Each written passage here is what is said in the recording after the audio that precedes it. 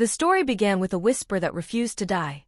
At first it was only a flicker on message boards, a blurry photo, a half-heard audio clip, until one name surfaced again and again: Yu Menglong, the actor who had vanished from public view right after his latest drama wrapped.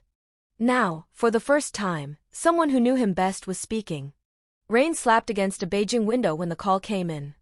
"Turn on the recorder," said a trembling voice. "I can't hold this any longer." The voice belonged to Zhao Ke, Yu Menglong's closest friend since film school. For years Zhao had been silent, forced to smile for cameras while burying everything he'd seen. But tonight, the silence cracked. "You want the truth?" he said. "Fine. Let me tell you what really happened inside those walls." Yu Menglong had always been the quiet storm, the actor who learned every line by heart, the one who never shouted but somehow filled a room. After his breakout series Crimson Dawn, the industry couldn't get enough of him. Every brand wanted his face, every producer wanted his signature. But Zhao noticed the change first: the late-night meetings, the unmarked cars waiting outside the studio, the constant phone calls from investors who never gave names. "I thought he was just stressed," Zhao confessed. Until he started filming that last project, the one no one ever saw finished. The drama, codenamed Mirror City, was supposed to be a futuristic thriller. Instead, it turned into a nightmare of secrecy. Crew members were required to sign 10-page NDAs. Cameras weren't allowed on set. Even the director avoided public interviews. One night Zhao visited the studio. He found you alone in the soundstage, staring at a mirror prop that filled an entire wall. "They keep changing the script," you said quietly. "Every time I speak the truth, the line disappears from the next draft." When Zhao asked who they were, you just shook his head. A week later, you sent Zhao a 12-second voice note: "If anything happens, look at the reflection, not the picture." That was the last message before he vanished. The media reported that he'd taken a personal break abroad. Fans mourned but moved on. Only Zhao kept the file on his phone, playing it again and again like a coded prayer. Now, 2 years later, Zhao sat across from investigative host Qinyu in a dim studio lit by a single lamp. Every answer he gave trembled between confession and warning. "Why speak now?" Qinyu asked. "Because silence became heavier than fear," Zhao replied. He revealed that after Mirror City halted production, you tried to buy back the rights to his scenes, only to discover that the footage had been erased. Entire servers wiped. Contracts shredded. Even his own management office refused to acknowledge the project's existence. "Someone didn't want that story told," Zhao said. "But I still have what they missed." From his jacket, Zhao produced a small black USB stick. Inside was a single folder titled Reflections. The files contained raw behind-the-scenes clips, unedited takes showing you performing lines that never made it to air. One frame froze the entire studio. You stood before the mirror wall, whispering, "Truth can't be deleted, only delayed." The timestamp matched the day before his disappearance. Within hours of Zhao's interview airing, the internet exploded. #YuMenglongTruth trended worldwide. Clips spread like wildfire, slowed down, analyzed, debated. Some claimed the footage was fake. Others insisted it matched leaked production stills from Mirror City. Fans camped outside the old studio gates. News vans lined the streets. Someone even projected Yu's face onto a downtown skyscraper with the words, "We see you." 3 nights later, Zhao received an anonymous email with a single attachment, a new clip showing you walking down a corridor of mirrors. The footage looked recent. Across the glass surfaces, reflections moved half a beat out of sync, as if echoing from another timeline. A note accompanied the file: "He's not gone. He's just behind the mirror." Zhao forwarded the message to the network, but when technicians tried to trace the sender, the account had already been deleted. Determined to find answers, Zhao returned to the abandoned Mirror City set. Dust floated through cracked windows, carrying whispers of old dialogue. In the center of the soundstage, the mirror wall still stood, covered by a canvas sheet. He pulled it aside. Behind the mirror was a small, sealed door. On it, someone had written 3 characters in chalk: "See the truth." Inside was a room full of old props, monitors, and one functioning camera still recording a blank wall. When Zhao reviewed the footage, the last saved frame showed Yu Menglong turning toward the lens, eyes steady. He lifted a finger to his lips.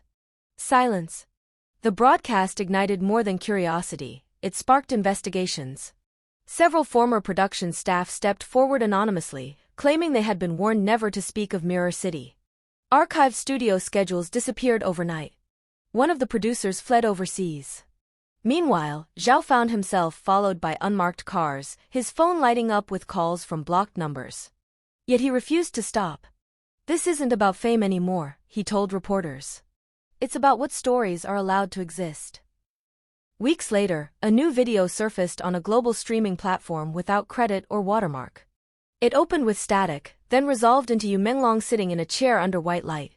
His voice calm, measured. "Every mirror is two stories. The one you show, and the one that watches back. You can hide an image, but not its echo." The clip ended abruptly. Within minutes it was taken down, yet millions had already saved it. By the end of the year, the industry had changed. Actors began demanding ownership of their footage. Studios added new transparency clauses. And on the anniversary of his disappearance, fans gathered with candles outside the old set. They projected his final words onto the broken mirror wall. "Truth can't be deleted, only delayed." For a moment, the reflection flickered, and those closest to the screen swore they saw him smile back. Zhao could disappeared from interviews soon after. But sometimes, late at night, a new username appears on fan forums, posting cryptic lines from Mirror City scripts no one else ever saw. People debate whether it's really him. Others say it's Yu Menglong himself, sending echoes through the network, proof that stories, once spoken, can never truly vanish. And somewhere in the endless scroll of breaking news and rumors, one headline keeps reappearing, rewritten, reposted, never quite fading. City sirens cut through the midnight air as camera vans crowded the old studio gates. The air smelled of static and wet asphalt, heavy with the hum of generators.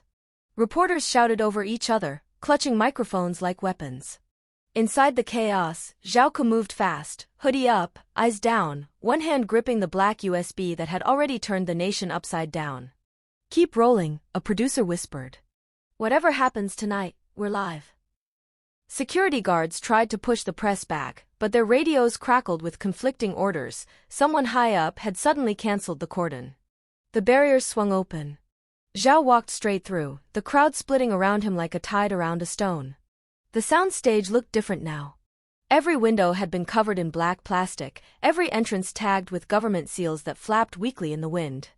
Inside, cables snaked across the floor toward a single power source, a cluster of servers that definitely hadn't been there before.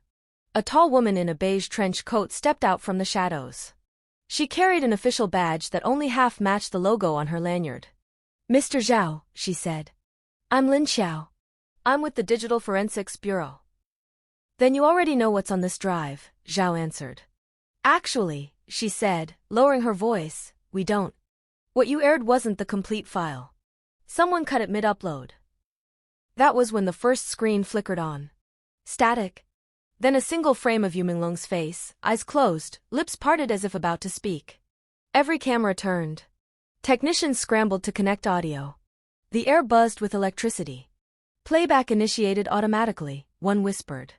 "We didn't press anything." Yu's image leaned closer to the lens. His voice came through in pieces, scrambled, like a half-remembered dream. "Find the reflection, trust only." Then the feed died. The servers began to whine, fans spinning faster and faster until one exploded in a shower of sparks. People screamed. Smoke filled the air. Zhao and Lin ducked beneath the haze, covering their mouths. "Pull the power," she yelled, but the plugs were already yanked, the machines kept running. Their screens filled with cascading code. Line after line spelled the same three words over and over: "See the truth." Outside, thunder rolled across the sky. The entire building flickered with light, as if lightning had struck the wiring. When the monitors cleared, a new window appeared, a map showing a warehouse on the city's industrial edge. Zhao looked at Lin. She nodded once. "Let's go." They drove through flooded streets in near silence. The wipers slapped rhythmically, matching the pulse that beat in Zhao's temples. He replayed the half-message again and again in his mind. "Find the reflection, trust only." The warehouse sat at the end of a dead road, surrounded by shipping containers and half-collapsed cranes. A single security light buzzed overhead. Inside, rows of old film reels lay stacked like forgotten tombstones. The air smelled of rust and chemicals. In the center stood a massive metal case connected to an antique projector. Its reel was already threaded. A sticky note clung to the side, for Zhao Ke. Lin raised a camera. "We document everything." Zhao flipped the switch. The projector whirred, flooding the wall with trembling light. There was Yu Menglong again, alive, laughing, clapping a slate between takes. The footage rolled through scenes of Mirror City no one had ever seen, streets reflected upside down, entire sets built from glass. Then the laughter stopped. The image cut to you sitting in a chair, staring at someone off camera. "If you're watching this," he said, then they failed to erase it. "The story they buried is here." Lin's recorder blinked red. "Keep going," she whispered. "They said the show was fiction," you continued. "But the lines, they came from real files, real experiments. Mirror City was a test." A thud echoed somewhere in the warehouse. Lin spun around, flashlight slicing through the dark. Shadows moved between the containers. "Someone's here," she hissed. Zhao kept his eyes on the film. Yu's voice grew urgent. "If you ever doubt what's real, remember this. The reflection watches back. It always has." Gunmetal glinted in the darkness. A figure stepped forward wearing a black cap and comms earpiece. "Turn it off," he ordered. Lin held her badge high. "We're authorized by the Bureau." A deafening clang cut her off. One of the containers tipped, slamming against the concrete. The man bolted. Lin chased, radio crackling with static. Zhao grabbed the film reel, clutching it to his chest. Moments later, silence. Only the projector kept spinning, its beam slicing through the dust. The final frames fluttered blankly until words appeared handwritten on the film strip itself: "Truth is alive." By dawn, the authorities had sealed the area. Lin Xiao's report vanished from the Bureau's database. Zhao's phone stopped connecting to any network. The only trace left was a 30-second clip leaked to the public, grainy footage of Yu Menglong smiling directly into the camera, whispering something no one could quite decipher. Within hours, the clip reached every platform. Fans slowed it down, reversed it, analyzed the waveform. Hidden in the static was a pulse pattern spelling out one phrase in Morse code: "I am still here." Broadcast networks scrambled to cover the story. Some called it a hoax.